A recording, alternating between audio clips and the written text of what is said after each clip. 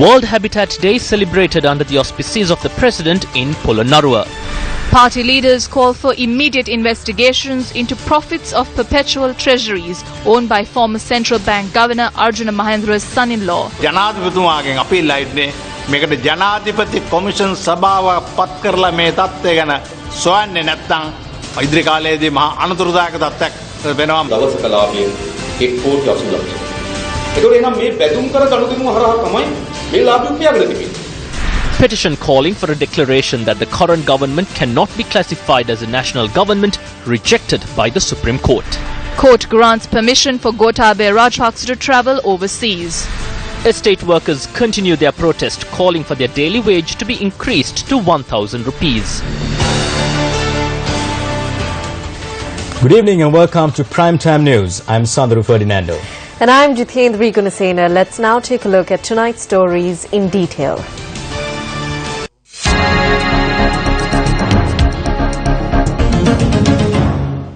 Today marks World Habitat Day.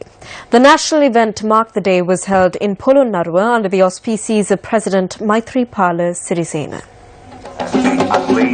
The theme of World Habitat Day this year is Housing at the Centre. In line with the national event of World Habitat Day today, the Sugala Devi Gama Model Village in Nuwaragala, Polonnaruwa was declared open by President Maithripala Sirisena. The village consists of 24 houses and is inclusive of all amenities including water, electricity, roads and other infrastructure facilities. Concessionary housing loans of 500,000 rupees each were handed over to families of 600 chronic kidney disease patients in the Polonnaruwa district, while a sum of 1 million rupees was donated to the kidney fund. The former leaders are saying that this government has not done anything in this country, that it has done nothing new, and that all we are doing is declaring open projects they initiated. For nearly a year, I wondered if I should give my answer to this or not. But since I heard the same statement just a few days ago, I decided that I have to give an answer to it.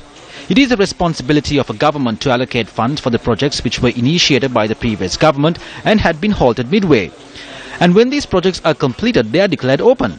That is the policy of any government. However, I must very clearly say that as President, I have never removed and destroyed the foundation stones or plaques laid by the previous government or leaders in the past in order to engrave my own name and declare them open. I have a very good example. The Nelumpokona Theatre in Colombo, gifted by the Chinese government. This theatre was gifted to us by the Chinese government during the tenure of Chandrika Bandaranaike Kumaratunga. We held a massive ceremony in 2004 to which Madam Chandrika Bandaranaike also attended and commenced construction work at the site. A plaque bearing the name of Chandrika Bandaranaike Kumaratunga was also unveiled. All ministers and MPs from the government were present at the occasion. Then came the 2005 presidential election. Through our efforts, Mahinda Rajapaksa won. I was a key person who worked to make him president. A few months after his appointment, all of us got an invitation for the ceremony to commence construction work on the Nelumpokona Theatre. Then I wondered, a ceremony was held just a year ago, so why is another one being held? Has the work been completed? No. What we saw was that the Nelumpokona Theatre, which we commenced work on with the unveiling of a plaque with Madam Chandrika in 2004, all of that had been demolished and removed and was declared open with a new plaque with his name on it.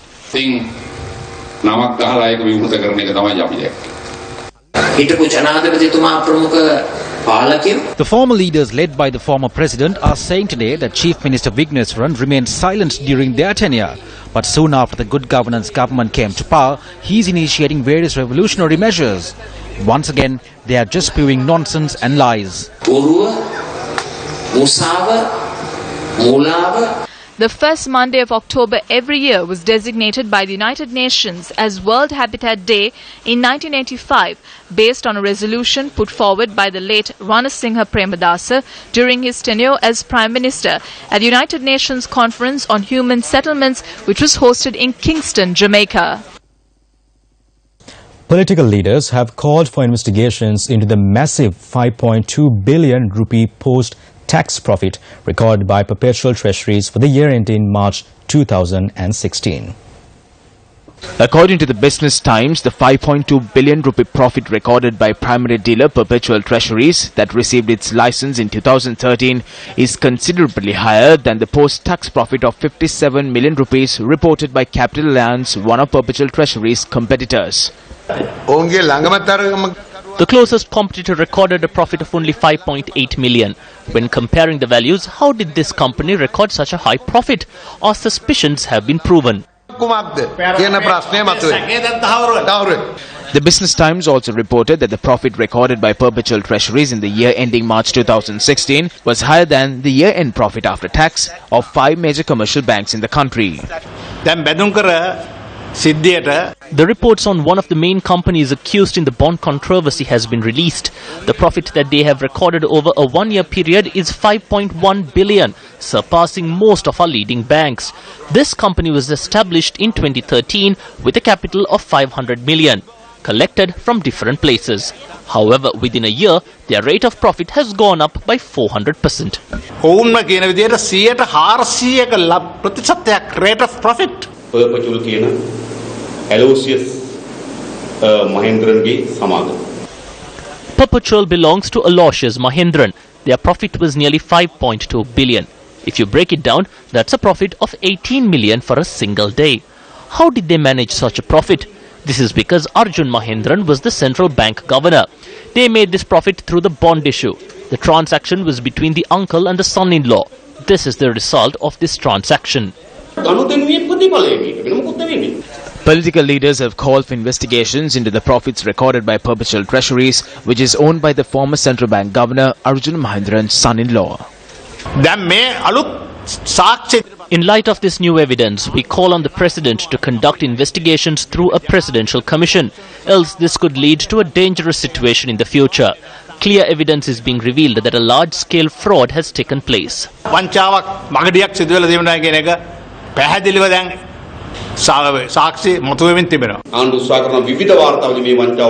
The current government is trying to cover this up using various reports. An investigation should be launched immediately.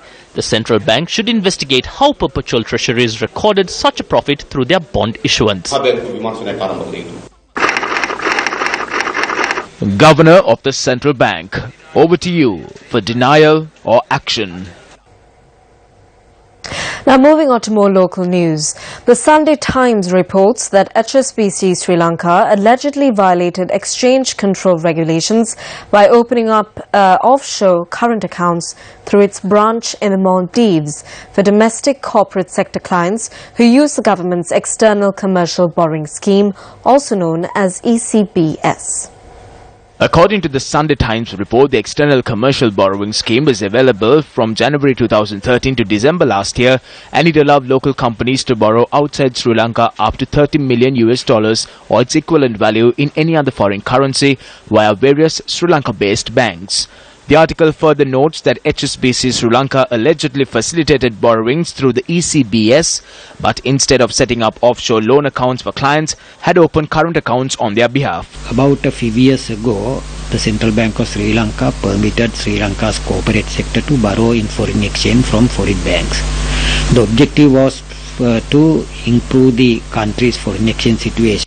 However, as the matters have revealed now, one foreign bank has used the foreign loan proceeds of the borrowers to credit accounts maintained by these borrowers in bank accounts outside Sri Lanka, which is against the objective of the central bank, and therefore the central bank will have to take a very serious note of this deviation from the practice, from the instructions it has given, and conduct a proper inquiry and see that even other commercial banks are complying with the instructions given by the central bank. The risk to the country is that these loans have to be repaid by Sri Lanka out of the foreign exchange that they earn through their normal operations, and if the benefit of the foreign exchange has not come to Sri Lanka because those accounts have been maintained outside Sri Lanka, the people in Sri Lanka will have to use the foreign exchange they have earned in other ways to repay this loan, so which is not a good thing for a country.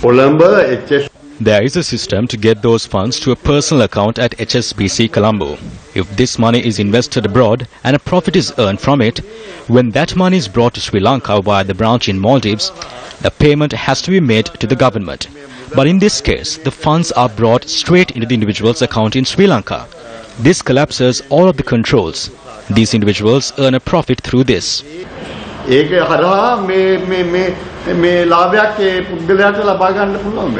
The Sunday Times also reports that a number of senior managers at HSBC Sri Lanka had to leave the organization over allegations of manipulating figures. The article also notes that the practice of alleged manipulation of interest rates had been going on for at least 6 years without being flagged by operations, internal audit, finance, credit risk management or external auditors of the bank. The multinational company has been in the spotlight over the past few years with numerous scandals being reported.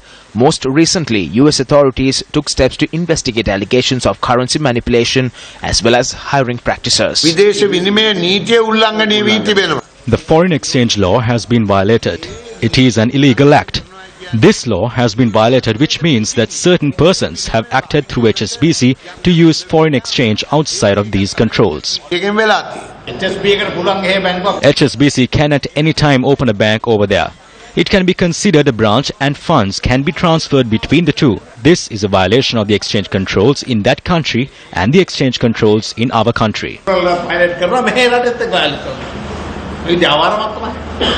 Unfortunately, the regulator, the Central Bank of Sri Lanka, is acting in certain instances like the policeman visiting the murder scene.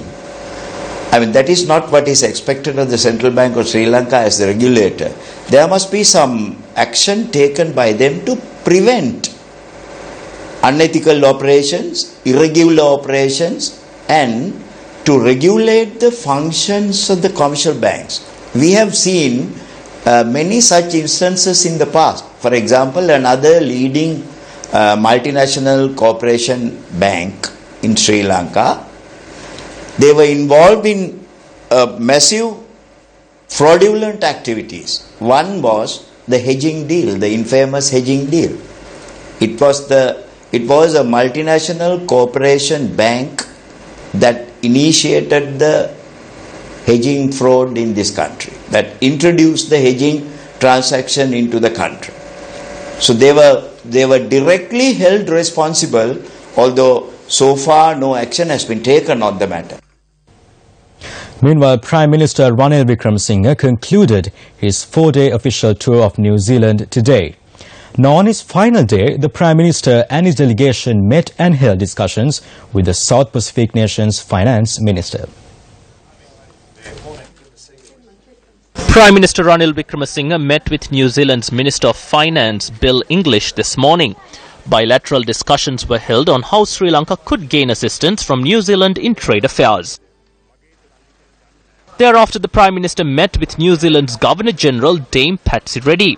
The meeting was held at the Governor-General's official residence in Wellington, where New Zealand expressed its willingness to assist Sri Lanka in modernising the country's film industry and to establish a national film development board. Attention was also focused on bilateral economic and social opportunities as well as new avenues in development. Meanwhile, the Prime Minister and his delegation took part in a tour of the Hobbiton movie set last evening, which was used to film The Lord of the Rings and the Hobbit trilogies.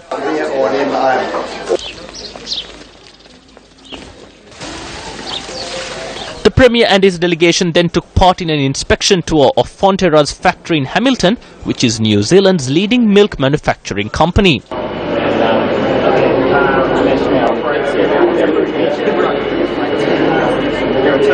The Sri Lankan delegation was also given the opportunity to visit the animal farm of Fonterra chairman John Wilson. The required technical systems necessary for Sri Lankan dairy farmers to make a higher income was also brought to the attention of the Prime Minister.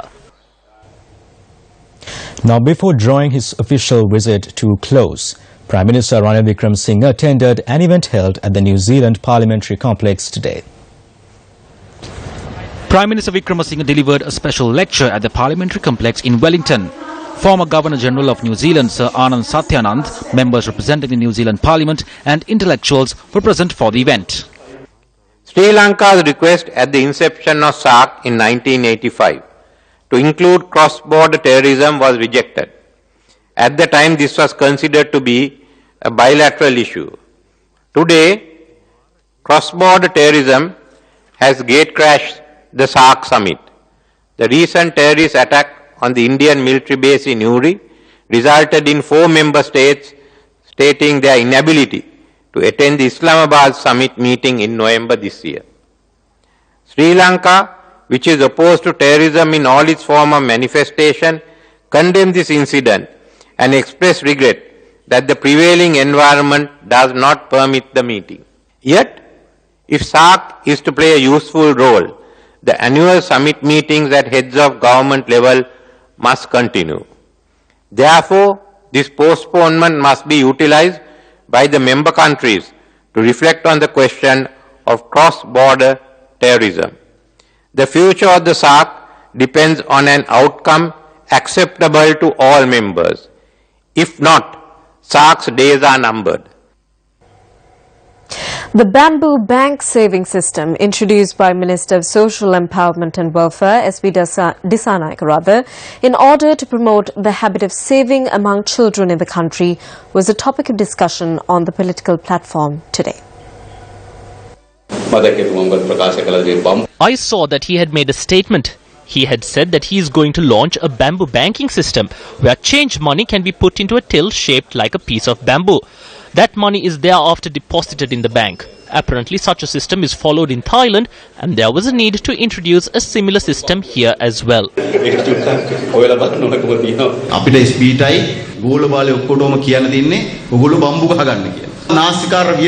is no need for us to save in bamboo tills according to the whims and fancies of this wasteful cabinet of ministers. The Supreme Court today dismissed an application filed by Rear Admiral Dr. Sarath Veerasekara and Professor Vimaladharma Abevikrama seeking a declaration that there is no national government formed within the meaning of the Constitution. The case was heard and leave to appeal refused and petition dismissed by a bench comprising Chief Justice K. Sri Pavan and Justices Cecilia Diabru and Upali Aberatna. Manohara De Silva, PC, appeared for the petitioners.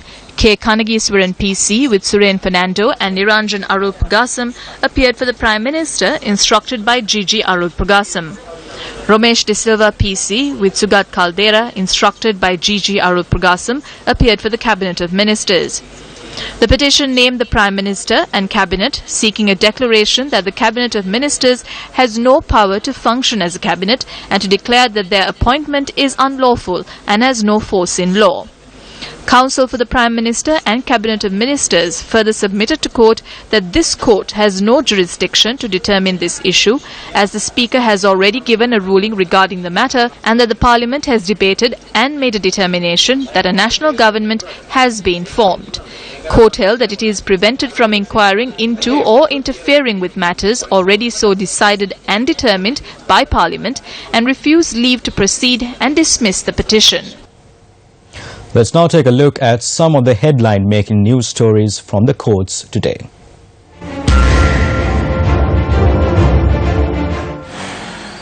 Colombo Chief Magistrate Gihan Pilapitiya temporarily lifted the foreign travel ban imposed on former Secretary of Defence Gotabaya Rajapaksa. The court granted Gotabaya Rajapaksa permission to travel overseas from the 5th to the 30th of October. President's counsel Ali Sabri, appearing on behalf of Gotabaya Rajapaksa, informed court that his client had received an invitation to attend a defence seminar being held in China. Making submissions to court, Sabri said that the invitation had been extended to Rajapaksa based on his contributions during the war. Acquiescing to the request to be allowed to travel overseas, court also ordered Gotabaya Rajapaksa to sign a bond worth 5 million rupees.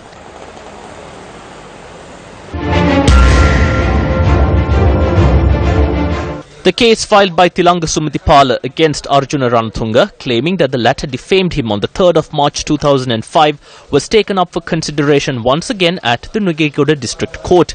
State Counsel Atula Bandara Herath, who appeared on behalf of Minister Arjuna Ranatunga, stated that Tilanga Sumathipala did not appear before court today. Furthermore, Herath noted that corrections had been made to evidence records on behalf of the defendant. This is the case that was filed in 2005 when I contested for the position of President of Sri Lanka Cricket. I have always spoken on behalf of cricket. I want to make cricket a clean sport. Today we have been able to make a difference by uniting the country as one. This case was filed against me due to a move I made to clean the game of cricket from the clutches of businessmen and unnecessary individuals. Even though I hold a ministerial portfolio in this government, even though I am an MP, we need to respect the law.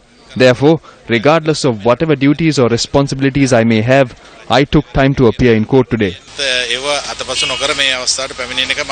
The case was postponed until the 5th of December. Former Central Bank Governor Ajit Niwar Cabral was summoned by the Police Financial Crimes Investigation Division today. Our correspondent noted that Ajit Niwar Cabral was questioned by the FCID over setting up a company with the purpose of securing the hosting rights of the Commonwealth Games, chairing this company and using it to collect funds from state institutions. He added that FCID investigators questioned the former central bank governor for around 6 hours. There was a question regarding the bid for Hambantota to host the games. I responded to it. I'm happy that I was summoned today because I believe that now they will summon the central bank governor after me and question him too. I say this because everyone knows the problems the country is facing today and the bond scam. I believe that they will ask questions about that too. Actually, I do not know if that will happen, but it would be good if it does.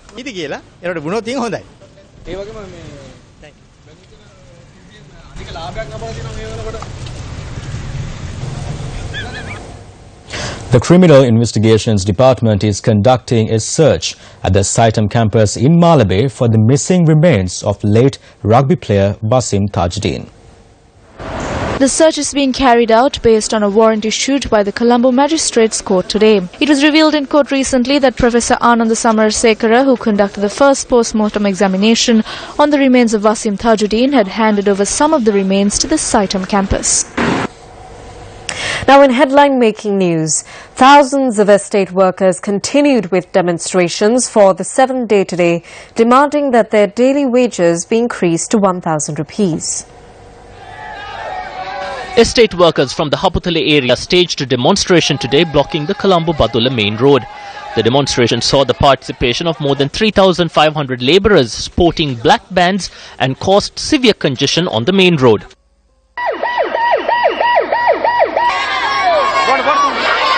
Over 1,000 labourers from 5 estates, including the Ambukame estate in Pallekatua Bandaravela, staged a demonstration today.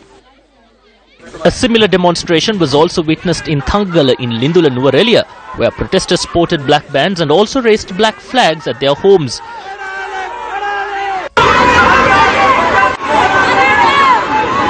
Several such demonstrations had been organised in the Hatton town. Estate workers also gathered in Ganepola Yatiantota to protest and demand an increase in their daily wages.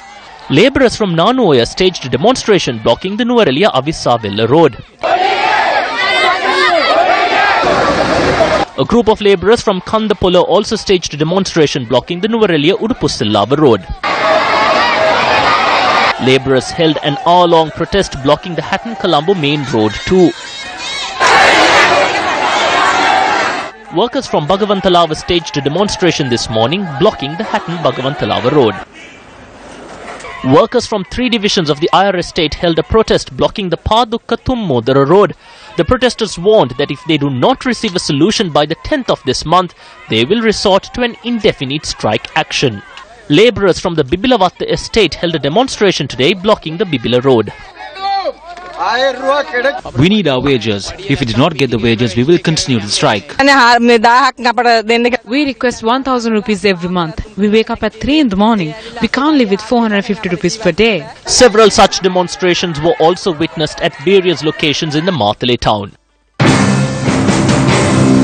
Newsfirst made inquiries from the Employers Association on the possibility of increasing estate workers' daily wages to 1,000 rupees. The association's president, Sunil Pohilayadda, noted that discussions are underway on a new plan to increase wages based on productivity. The issue was also brought up at the Ginigathena Ambegamwa Development Committee meeting this morning. Public officials were given 10,000 rupees. The private sector was given 2,500 rupees, but the estate workers' wages have not been increased. We cannot simply abandon the matter saying that this is a complex problem. This council must take a decision. The problem is relevant to everyone. We do not know if the people are picketing themselves or if someone is inciting them. Nevertheless, estate workers must be paid. No one can deny this. I propose that all the trade unions come together for this.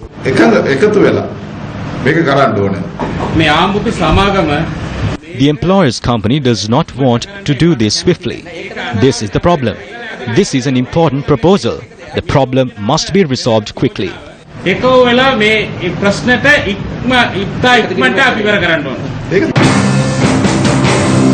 The competent authorities at ministerial level when it comes to the issue of wages of estate workers are Ministers Navin Dissanayake, W.D.J. Seneviratne, P. Digambaran and Malik Samaravikrama.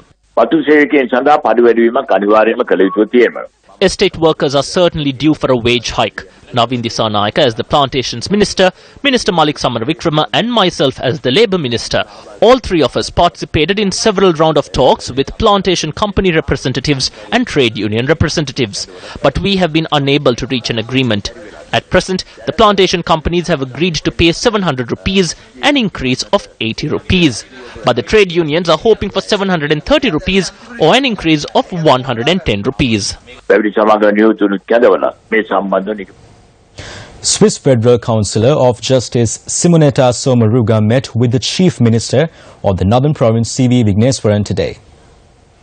The meeting took place at the Secretariat of the Chief Minister. Following the meeting, the Chief Minister expressed the following to the media. We brought this government into power. If not for the Tamils and the Muslims supporting this government, they could not have come in. So this government owes a lot to us. But we are not asking for the pound of flesh. We are only asking for what is important, equality with regard to all its people. So there is no specialty for one religion, no specialty for one language, and no specialty for one race. Primarily, the prevention of terrorism must be withdrawn. And you must not bring another prevention of terrorism in some other form in its place. Nishan Durayappa, the Deputy Chief of the Halton Regional Police Service in Canada, was conferred the prestigious Governor-General's Order of Merit recently. The Order of Merit of the Police Force is an honour for merit that is within the Canadian system of honours. The primary focus when awarding the Order of Merit are contributions to policing and community development. After joining the police force in 1995, Nishan Durayappa worked his way up the ranks and was appointed as the Deputy Chief of District Operations in 2015. Nishan Durayappa is the grandson of Alfred Durayappa, the former mayor of Jaffna. Newly appointed commander of the Sri Lanka Air Force, Air Marshal Kapila Jayampathy, met with Field Marshal Minister Sarath Fonseca today. The meeting was held at the office of the Minister of Regional Development in Rajagiriya.